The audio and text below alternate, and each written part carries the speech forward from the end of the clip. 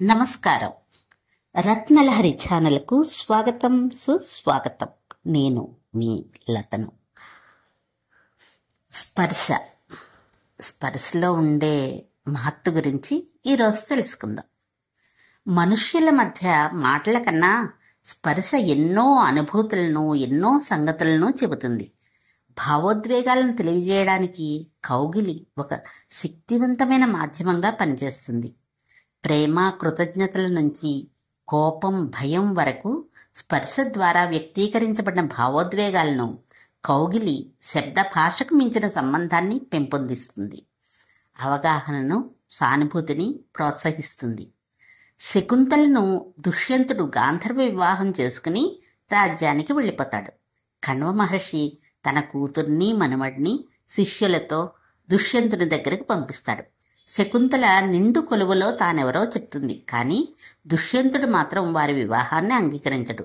నీ కొడుకును పరిష్వంగం చేసుకో, అప్పుడు నీ కొడుకు అవునో కాదో తెలుస్తుంది అని చెప్తుంది శకుంతల. అంటే పరిష్వంగంలోని శక్తి అంత గొప్పదన్నమాట. దమయంతిని దూరం చేసుకుని నలుడు మారు పేరుతో దేశదేశాలు తిరిగి ఋతుపర్ణ మహారాజు దగ్గర కాలం గడుపుతుండేవాడు.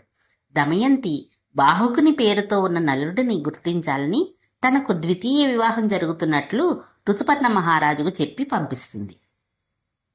ఆ వివాహానికి ఋతుపర్ణరాజు నలుడిని అంటే బాహుకుడిని తన రథసారథిగా చేసుకుని దమయంతి దగ్గరకు వస్తాడు. బాహుకుని రూపంలో ఉన్న నలుని గుర్తించడానికి తన చెలికెత్త ద్వారా తన కూతుర్ని, కొడుకుని వంట చేసుకుంటున్న బాహుకుడి దగ్గరికి పంపుతుంది దమయంతి. ఆ పిల్లలను చూడగానే బాహుకుడు చేతులు చాపి వారిని అక్కుని చేర్చుకుంటాడు, కంటతడి పెడతాడు. తండ్రి పిల్లల ముఖ కవళికలను చూసిన దమయంతి ఆ వంటవాడే తన భర్త నలుడని గుర్తిస్తుంది. పిల్లల పరిష్వంగంలోని శక్తి అంత గొప్పదన్నమాట.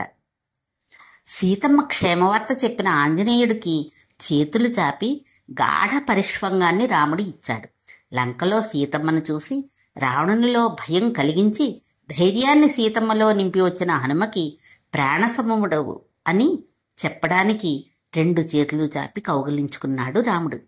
పరిష్వంగం ద్వారానే రాముడు తన కుమారులుగా లవకుశులను కూడా గుర్తించినట్లు కొన్ని రామాయణాల్లో కనిపిస్తుంది. అందుకనేనండి ఆలింగనం ఆత్మీయం, ఆలింగనం ఆత్మీయం అంటారు. నచ్చిందా? అయితే రత్నలహరి ఛానల్ని షేర్ చేయండి, సబ్స్క్రైబ్ చేయండి, లైక్ చేయండి.